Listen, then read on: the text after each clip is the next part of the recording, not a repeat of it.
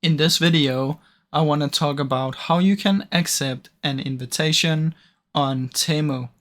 So if one of your friends or any YouTuber or something that you watched has sent you an affiliate link or a referral link, the way that you can accept it is you want to simply click on the link and it will take you over to the Temu.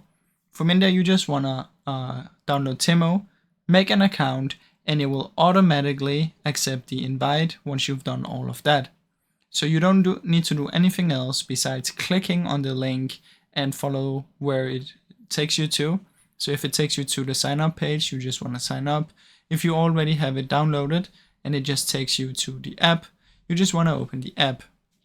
So like I said, it's gonna automatically accept it, so you don't need to do anything specific besides clicking on the link. Now I really hope you enjoyed this short video. If you did, please leave a like and subscribe, as it helps me out a ton. Thank you so much for watching.